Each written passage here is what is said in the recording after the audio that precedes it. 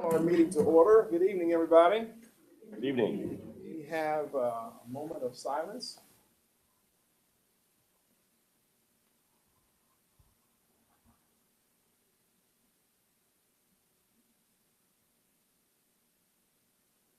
Thank you. I understand we have some students that are going to lead us in the pledge. If you don't mind to step up.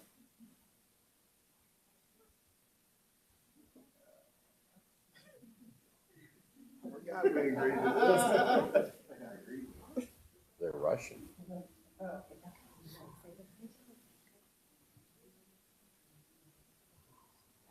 Here's the flag over here. Oh. You guys lead us out. Ready? Pledge allegiance to the flag of the United States of America and to the republic for which it stands, one nation, under God, indivisible, with liberty and justice for all. All right, great. Thank you. All right, in our roll call, Mr. Williams is out tonight. I am present. Mr. Heater. Present. Ms. Barnes-Griffin. Present. Mr. Irvin. Here. Mr. Lowe. Present. Mrs. Washburn. Present. All right. Northview, you're on. All right. Greetings to the board and Dr. Reynolds. Thanks for having us out tonight. We are happy to be here. I have some first graders and some fifth graders who would like to share a little bit of what they've been learning this semester. So we'll start with our first graders, and Mrs. Crow will let you know what they will be presenting on. Okay, so we have three first grade classes at Northview, and so we brought a representative from each class. This is Marley, and we did a unit on Egypt, so they're going to tell you all about Egypt. So this is Marley, and this is Beckham, and this is Amila, and they're going to tell us all about Egypt. So this is their drawing, and then what they're talking about. The Nile River was important to Egypt. It gave people water to drink, water for crops, and ways to travel. Most Egyptian cities were built along the river's bank. The Nile River is also the longest in the world.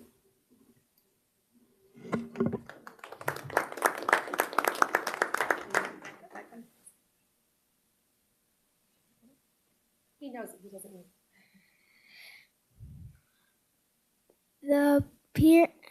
The pyramid is the base is like a square, and the sides of the pyramid is a triangle. It's made out of stone and gold.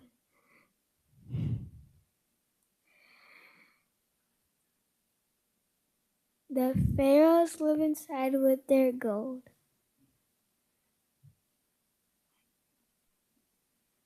When they're dead. Then the Sphinx is a body of a lion and a head of a pharaoh. The golden pharaoh,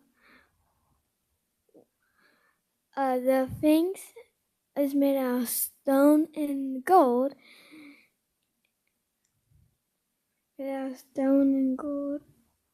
And it protects the pyramid.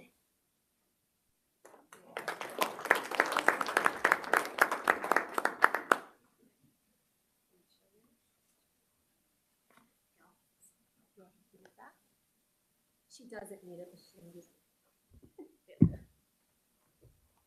King Tut was the golden pharaoh. He became a pharaoh at 9. He ruled for a short time because he died at 19. He was buried in the Valley of Kings with his treasures. Hashisu was a woman who wanted to be a pharaoh. Her dad was a pharaoh. She had to wear a beard.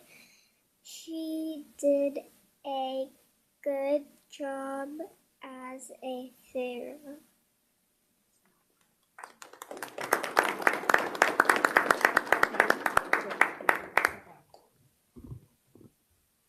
Next up, we have our fifth graders, and they are going to present on the board meeting that they did with their teacher. The students have the opportunity to learn these different types of poems outside of those that had the writing patterns. Some were based on personal experiences, some were fictional, and others honed in on specific patterns and types of figurative language. As they learned about the different types, they created their own as well. Not only did they need to take into account the type of poem they were writing, but the tone was heavily focused on each poem they created. By the end, they had an impressive collection of poetry to share with each other and their families. This unit challenged their habits of writing and pushed them to think outside the box. This allowed their creativity and imagination to flourish. So we have two of our people here today. So they each selected the point that they wanted to share with each member. So first up, we have Valentina.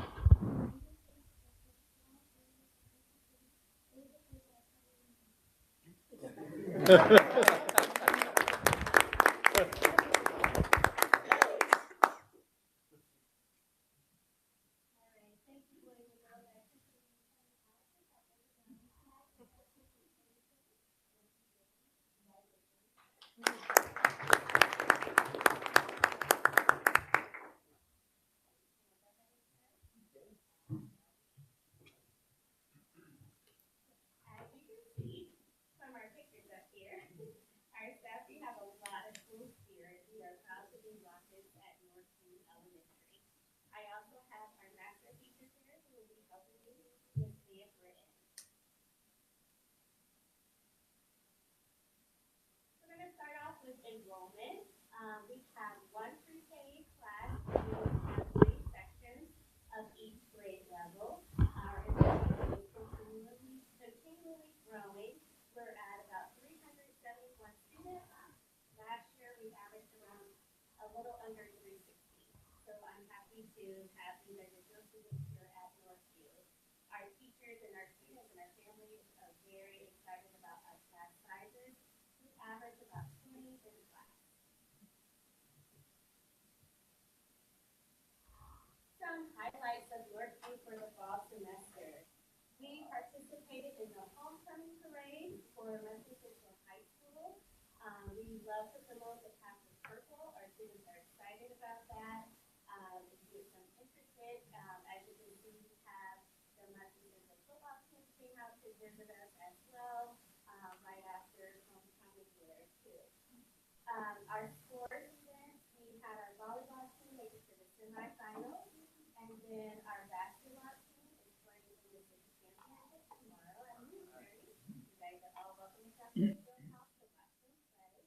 And sure on the rockets, we will be running this to learn out. Some other things that we have started this semester, our student council is up and running. They are doing fundraising for different events, raising money for art and for indoor recess equipment. We've also started a reading club, and we can talk more about that a little bit later.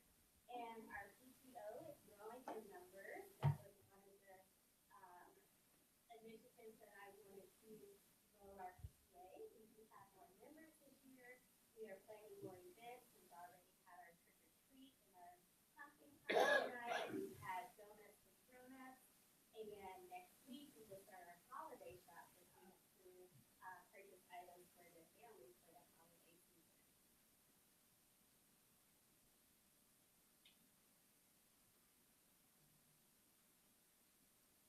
Our learning goals. We have our math and ELA and attendance goals up here. We want to increase our overall I learn math from 39% to 49%.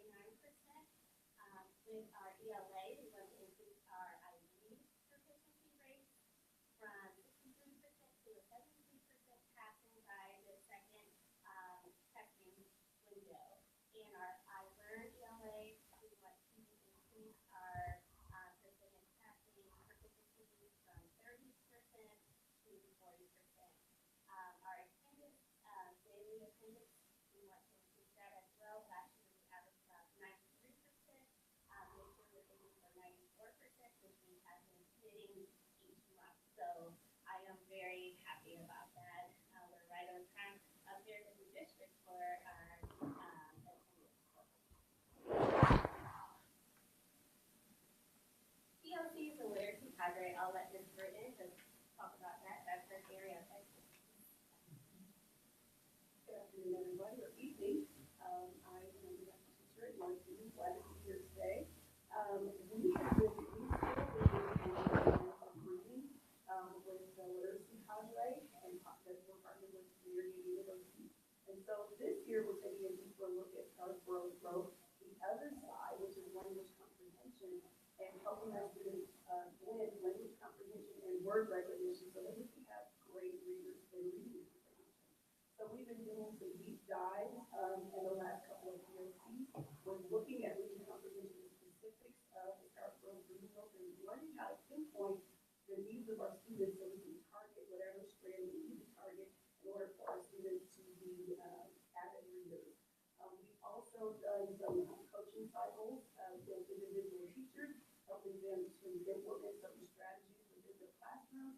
And it's not just to keep up their strategies within the classroom, but we're also looking to raise leaders in our school. So every grade level, we kind of pinpointed someone that we can kind of grade to be a grade level leader in that particular area.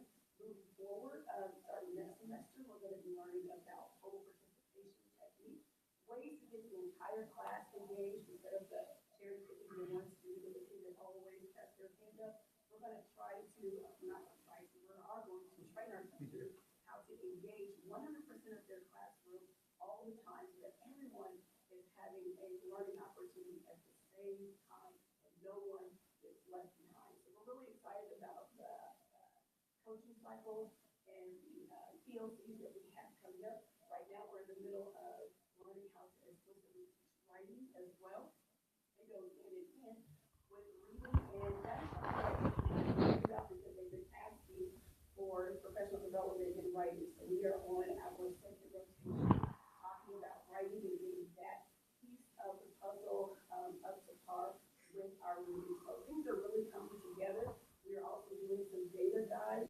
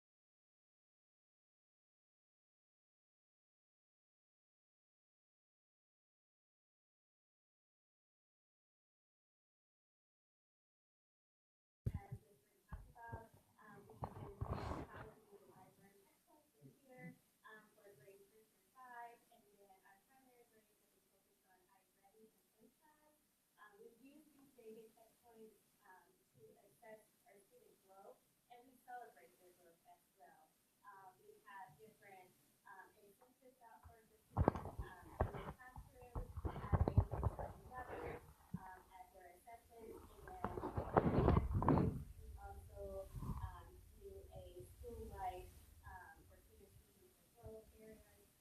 We do a cookie party, which we will be having this Friday.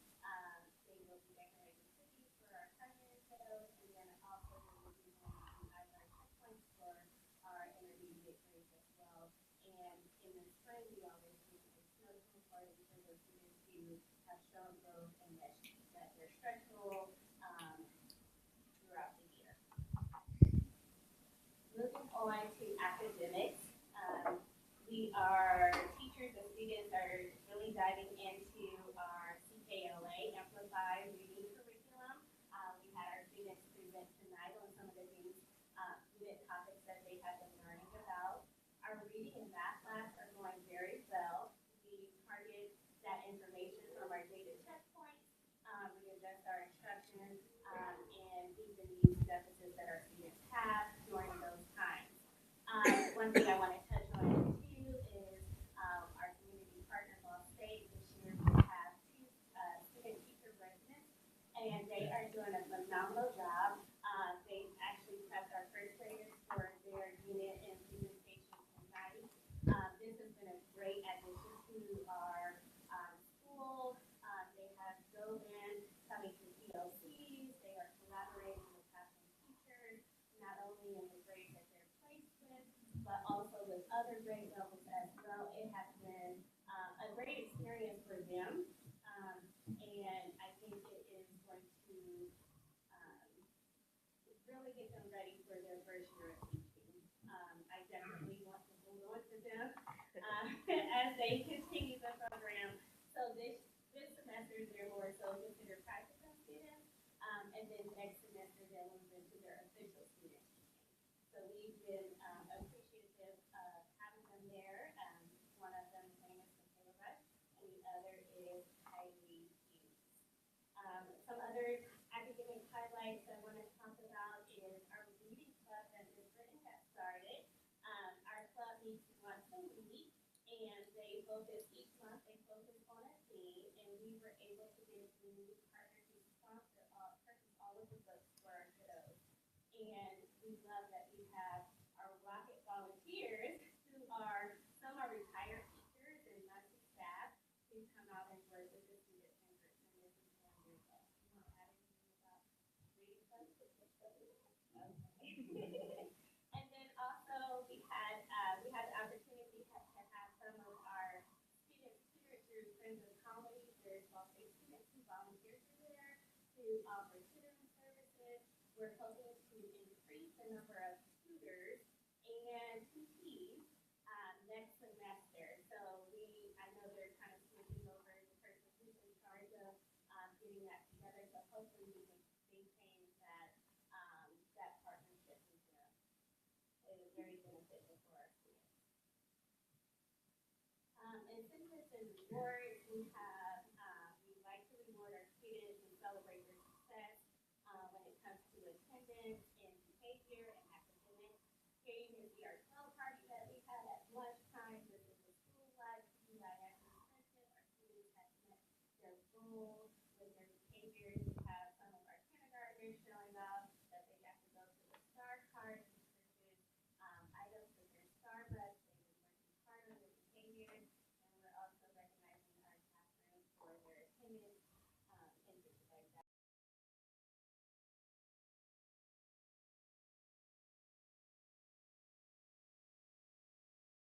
It's always been to encourage our students to want to do better.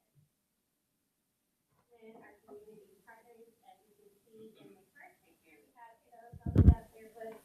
We've had a lot of people in the community who have donated to classrooms to be able to have students receive a free book every month. We also have down here, this is Lucina. She's one of our reading club groups down there with our kindergarten first grade group. And then we also have Charlie Cardinal always comes out.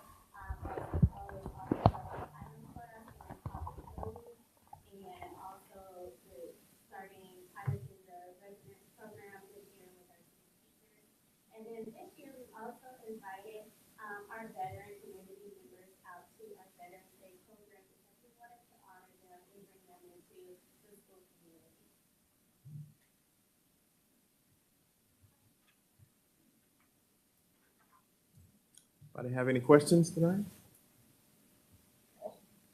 Mr. Grimm, could you talk just a little bit more about the student residencies? I don't know that we've talked about that. This is a new initiative from Ball State and had some more specific requirements for the supervising teachers and the principal. Could you talk just a little bit about that? It's a terrific opportunity. Yeah, I sure can.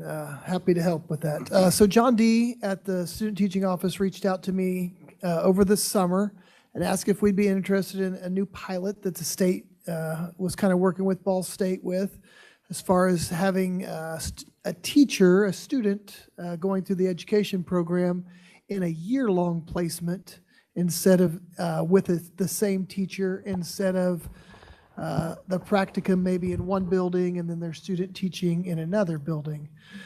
So we opened that up, and the teachers had to be highly effective teachers. There were some stipulations to some of this. So they wanted our best teachers placed with these students, and these students at Ball State had to apply for this. And moving forward, I think they're even going to have to apply maybe a year in advance to do this, because there are a lot of incentives for the teachers and the students of doing this. So we had 4 students. We have 1 at Southview, 2 at Northview, and 1 at Miss White. Where's Grissom? Yes, with Miss Keever. So that applied teachers to take these students. So they started their practicum this fall. So they are at their school every day of the week with their teacher, except for Thursday. And on Thursday, they're on campus with their college teachers, getting all of their classes kind of in one day. So it's kind of a rigorous kind of schedule. And then they're in the schools every other day, basically like as a mini student teacher, kind of before they start student teaching. And then starting in January, they'll be full student teaching, with the hopes that this year-long experience will better prepare them to be a teacher. And then also with the hopes of retaining them within our school corporation, because one of the criteria of accepting these is we do have to interview them at the end of their student teaching experience for a position. Some of the benefits are teachers get a stipend to host these student teachers all year, and the teachers, the students at Ball State, get paid. So they basically get the same as a semester of their tuition reimbursed. They get like $10,000 reimbursed back to them for their time of doing that. So that all came through a grant through the state, through Ball State. And I think that this will become maybe a more popular model moving forward in the years to come. So I know all of our teachers, I know Mrs. Crow can speak very highly of hers. All of them rave about the student teachers and the teacher that they have in their classroom right now. That is awesome. So I just have a question. Are there any challenges, hurdles, obstacles that we can help you overcome? Well, let's see. I've been trying to get a student assistance coordinator for the past couple months. We've had several fall through at the last minute, but we're on like round 4 of interviews. That has been a challenge, but our leadership team has stepped up, our teachers have stepped up, and we're still running very smoothly. So although we're lacking that person in the building, we are able to maintain and keep going. But right now, another challenge is that. Remind me, is Northview one of the schools that we have portable classrooms? Yes. Are we now starting to see the need for more? You've got We can use a little bit more space for Okay. like meeting rooms, small groups, and things like that. Right now, we do not have any additional space. Our project Lead the Way teacher is teaching out of the library, so that could, another classroom would be very beneficial. Also, our pre-K, we have a waiting list of over 20 students, so we would love to have another pre-K class in our building. did we pay for those for ESSER funds? We paid for them out of rainy day funds, okay. How do those work in the winter? I mean, of course they have heat, we know that, but. We were able to with the help of Brad, able to get an awning to help with the commute in and out of the building. Overall, the teachers like them, the students like them. Heating, air conditioning is working well. We have, our normal like maintenance things like that, but they've been very functional. All right, thank you so much. Thank Thank you, guys. you. Good job.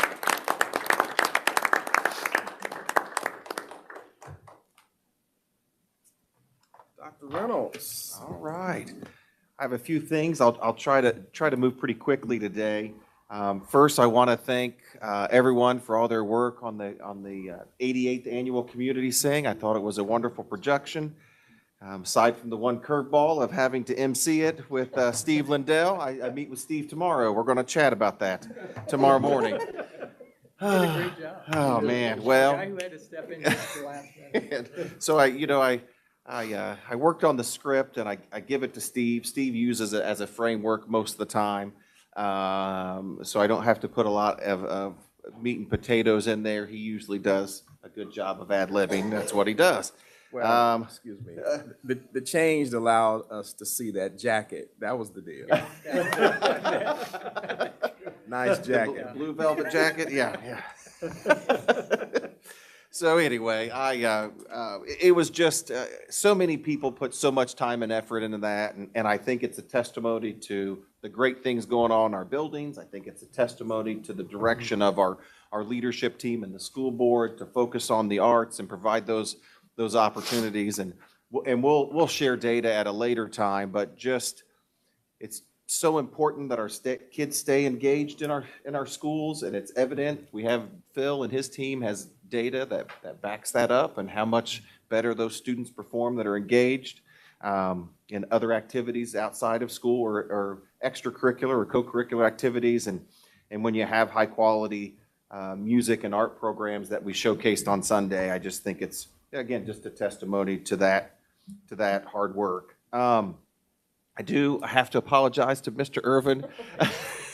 So can I tell the story? So I wrote through all the script that I've been working on for Steve, and I didn't review my notes. So I'm up there and I thought, oh boy, I didn't read this today before I got up here and started babbling through my notes for my assigned part of the program. So I start recognizing the board. I look up and I see Jim, I see Keith. I look over and Jim Lowe is next to Keith. I call Jim Pastor Jim O'Neill or Pastor Jim Lowe. And I look back down at my sheet and I skipped right over Mark's name because his name was above Jim's name. So I went to Jim and then Katie, and then recognized Katie, or I recognized Dave and Watasha at the bottom. So I apologize. So embarrassing. So I learned a long time ago to write those things down. Still didn't help. So I will say, along with that, we collected artwork for the Community Sing that we had showcased on some of the panels behind the stage. So 2 of those pieces of artwork were selected for the program, and 1 was selected for the holiday card that the board will send out. This was by Abby Morton, a junior at Central. She and Mrs. Doherty were not able to join us tonight, but I wanted to recognize them for their wonderful artwork that we'll send out to our community partners and friends for the holiday season. Thank you, Ms. Ward.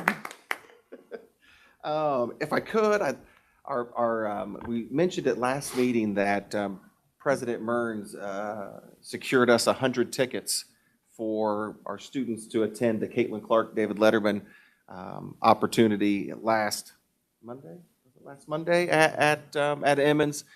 So we divided those up and sent those to the girls basketball teams at South, North, and Central. All of them were able to attend. They quickly got coaches and chaperones and buses, and everyone pulled together to get those kids to go, and it was really very, very cool. You saw Caitlin Clark, I think, was just named Time Magazine Athlete of the Year. I think that was today. So they were a part of that and got to see, her speak about her journey in basketball and athletics and her journey to Indiana, which was really awesome. And I think it was very tight security there, and I wondered why. We found out once we were in there, they're going to be doing a Netflix show based on that interview. So they might have the opportunity to be on TV too. So very, very cool experience. And again, want to thank President Mearns and his team for getting those tickets to our students. As Aisha mentioned, we have events tomorrow. We have events every day for the next 2 weeks. If you want to see something in our schools or be a part of our schools in the next 2 weeks, there is certainly an opportunity to do that. Winter programs, athletic events from 4 through 12 that really get the opportunity. Our boys played last night, our girls played tonight. And our girls team is doing a remarkable job this year. I think they're 4-4, had some great quality wins. Just doing a really wonderful job. Really proud of the work they're doing. City of Champions, that is a collaboration with the Muncie Sports Commission, the Muncie Community Schools, and the Ball Brothers Foundation, where we have basketball all day long in the field house on Saturday. I think we start at 10, and I think we're the nightcap at maybe 8 o'clock. So you want to catch some wonderful basketball and the most iconic. 6. Are we at 6? Okay. And the most iconic field house in the state. I think that'd be a great opportunity to do that. Want to tout our robotics team. I tell you what, they are really rocking and rolling. They competed at the McCullough Junior High in Marion competition. Our D team at Southside won the Excellence Award, which gives them an automatic spot in the state championship. The Excellence Award is given to the best overall team at the event for their robot performance, engineering notebook, and team interview. That's the first team ever to win that honor at Southside Middle School, and that will allow that D team to be at their 3rd consecutive state champion appearance. Their members, if I could just tout just real quick, their members are Kyle Whitaker, Jordan Kelly, AJ Grill, and Grayson Cooper. But I also think it's important to note that Northside got up and rolling this year. They finished just outside the finals with 11th place, and 3 other Southside teams were in the top 16. So really a tremendous day, and again, a great opportunity for our kids to learn and experience good quality education outside the traditional classroom. Encourage families and our students to push to the end of the semester. I know it can be when it's dark when you get up and dark when you get home. I know it can be a challenge, but these last 2 weeks of the semester are critical to ending your semester on a high note. Our attendance is up. We are close to our goals. We're at the district. We're at 93%. So let's push this last 2 weeks and see if we can't pull that up even higher. And I know finals week start next week at the high school, which is critically important for those students as well. One last thing, we were chatting about it today as folks were coming in. Delays and cancellations. I just want folks to know that we have a team that goes out in the mornings that take that very seriously. So it's a balance of student safety and whether it's on the road or having a safe, warm place for them to go. We really try to err on the side of caution, but also err on the side of keeping those buildings open. So we have to make that call by 5:30 a.m. 5:45 is pushing it. So when we got out this morning and did our drive around, county was pretty foggy at 5:30, and the city wasn't too bad. I get back out at 7 to officially head into work, and it had flipped. This town was pretty foggy, and the county was starting to lift already. So I did email the principals and say give grace and allow those students to get in without penalty and tardies. So again, I just wanted to make sure that we communicate that we really try to make that best determination, and we have a crew that goes out and helps make that determination. So if you don't have any questions, I think that's it for me. Comment. David Letterman, this person needs no introduction. That is the name of the show, and it is amazing. So whenever Caitlin gets there, it's called This Person Needs No Introduction. Okay. Awesome. I'm wondering which person needs no introduction. Yes. I was walking to the venue and I had some students behind me and they were giggling and everything. Are you going to see Caitlin? I said, well, Actually, I'm going to see Dave Letterman, really. And they, no lie, they said, well, who's that? Oh, no.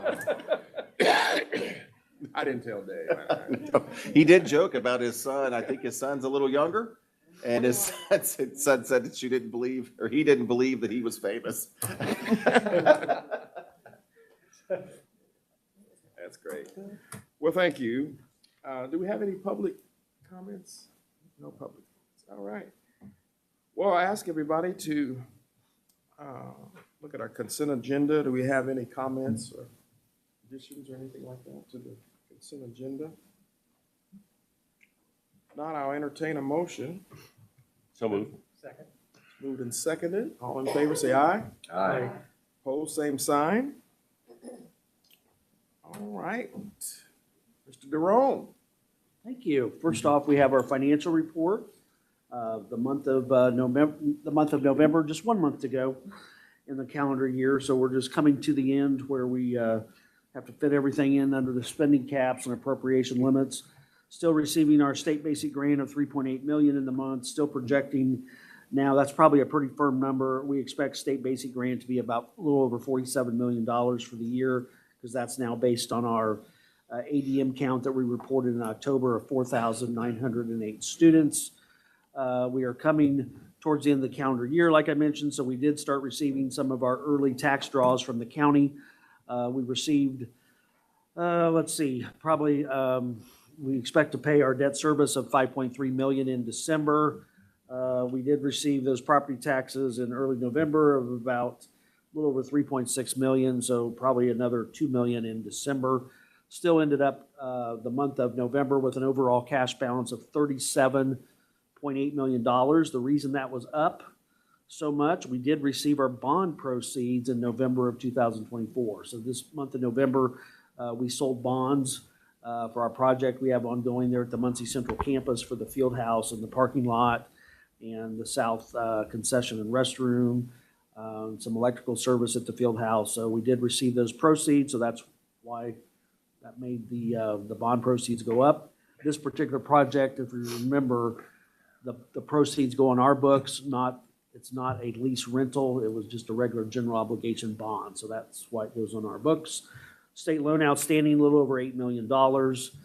Still paying that off at $180,000 a month. The charts and graphs I have attached to it just continues to show. There you can see the spike on the far right. That's the overall cash balance, showing that the bond proceeds made it spike up a little over almost $37 million. That's why it's so high. And you see the red on the bottom. That's the outstanding state loan being paid down. So that pretty much, we're very tight on appropriations. The appropriation remaining there on the next chart there, but we're making it to the end of December. At the last board meeting, we'd already approved the permission to make transfers. So when we get to the end of December and we're done with our spending, we will make some transfers. Any of excess funds we have available, we'll put that into the rainy day fund as we have planned. I just can't tell you firmly exactly how much that would be, but we're going to try to put in as much as we can in the rainy day fund.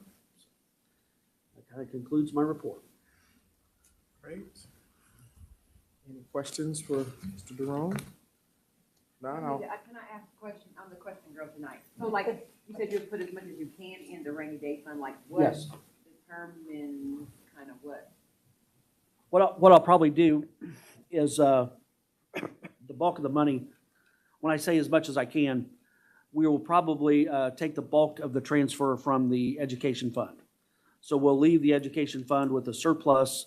In other words, I would expect to leave the education fund with a higher ending balance than when we started the year, so we can still report a surplus into that fund at the end of the year. That's the snapshot balance at the end of December.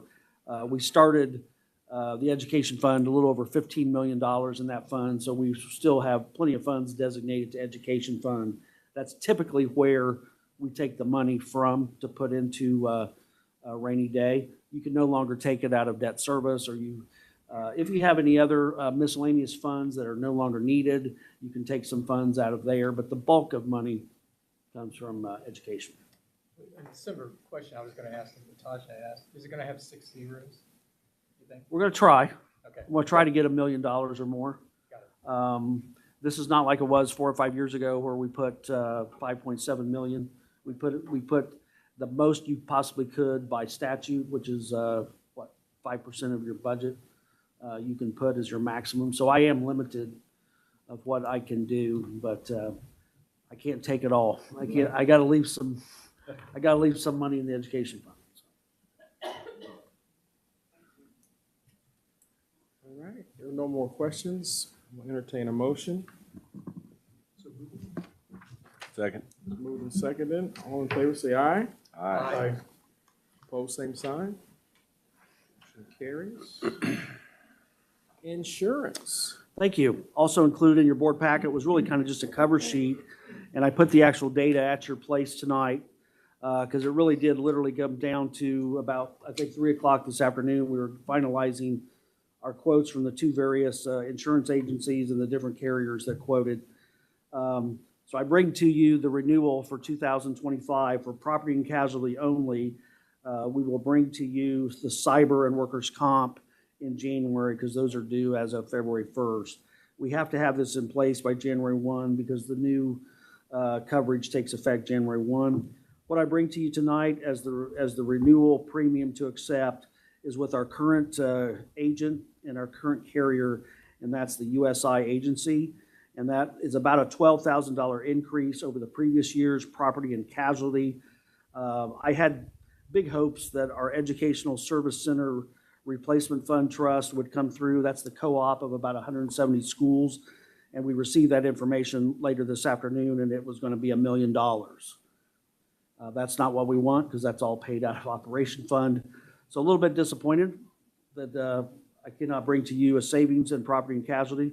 If you remember why we started this road was to try to save spending in the Operation Fund. And we brought that to you in January this last year, 2024, because we'd received a $322,000 increase on the renewal. And at that particular time a year ago, it was because of talking about hurricanes, talking about property damage in Florida, which has nothing to do with us, but yet in the insurance market, it does. And obviously, we haven't had large claims here within the last year at Muncie Schools. It just reflects the overall industry of property and casualty insurance. So I wish I had a lower number to report to you, but this is the recommendation for our school board, and we do every effort we can to follow the loss control specialists and reduce potential risks and liabilities, but this will be the premium we have to go with for this next year.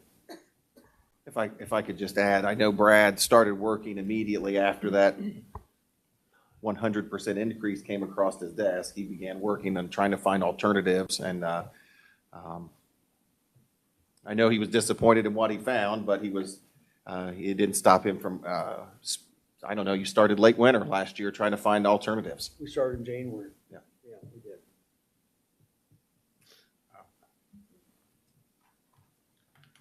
So All right. just to be clear, the 655 includes cyber, workers' comp, and That's right. That, P&C. when I say 655 last year, that included the cyber and the workers' comp, those are small pieces, obviously. Those will come as separate pieces to the school board in next month with the renewal date of February 1st. So the biggest chunk is always general liability and property and casualty. So. Move approval?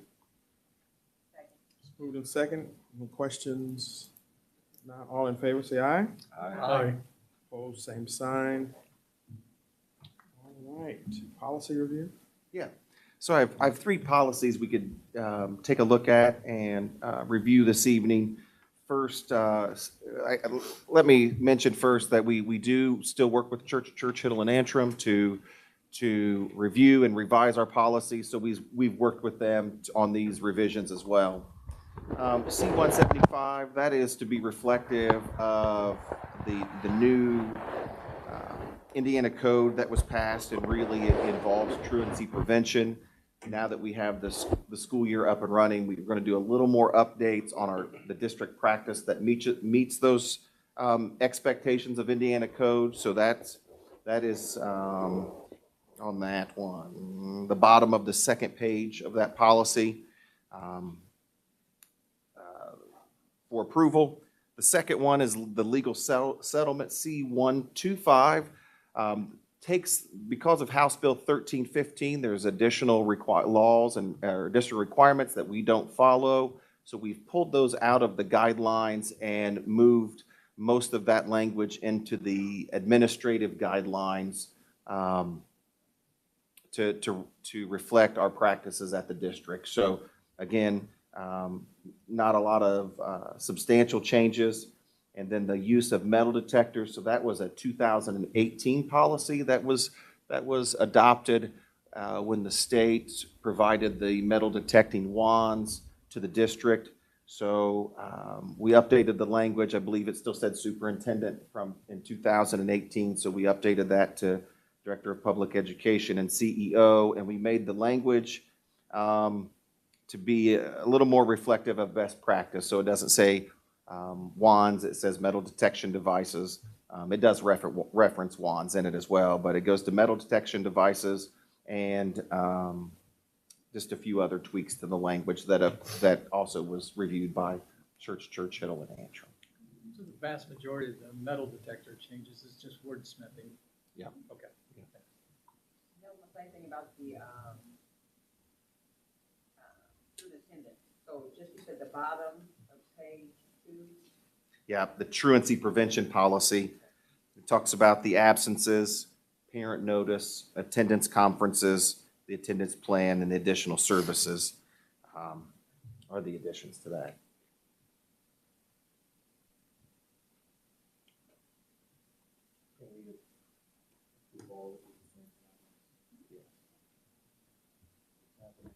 But I do have a quick question. Yep. Though. So the absent student, and maybe what Tasha was going to, it speaks to enrolled in kindergarten up to 6th grade, 5 days, 10-week period, so on and so forth. Is it very much the same for the middle school and the high school? They don't have the same requirements for the 5 days within 10 weeks. 5 unexcused absences, they do not have the same requirements. Okay. I would say that we follow those, or I'm sorry, K6, not K5, K6. K6. Okay. So the 7 through 12, we do not have the same requirements for those folks. Now, we still have the same processes and procedures for those folks, aside from the prosecutor piece that's in there. We're supposed to refer folks to the prosecutor if improvements aren't made, and that does not apply to the 7 through 12. I'm not gonna tell my daughter that. She's out here and she drives, and so she's got the little letter. I'm like, oh my gosh, how are we getting this tonight? I'm on the school board. She's like, I'm not gonna be prosecuted. I'm like, yes, we are. So we to the back on time. So she won't watch this meeting. She won't watch the, know okay, that. good. So do you need approval? Yes, please. Make a motion to approve. Second. It's moved and seconded. All in favor, say aye. Aye. Opposed, same sign. We do want to hear the comments from Latasha's daughter. All right, any dialogue from the board? Any additional comments from anybody? I just have one, go ahead. Go ahead, Joe. I was just going to say, this is our last meeting before the holidays. So again, I just thank all of you and wish everyone a happy holidays for all the work that you do and the Kaplan, all the work that they do to provide for our students. Thank you. I just want to mention, some of you know that Maxwell's Barbershop on 12th Street does a raffle every year for the Panther Pantry.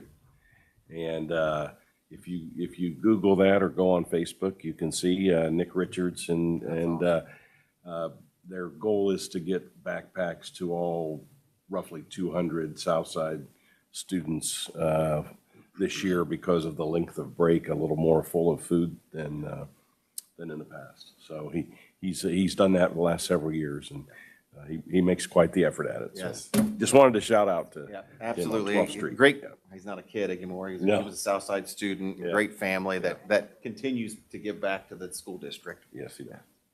Excellent. Any media? All right, we have a motion to adjourn.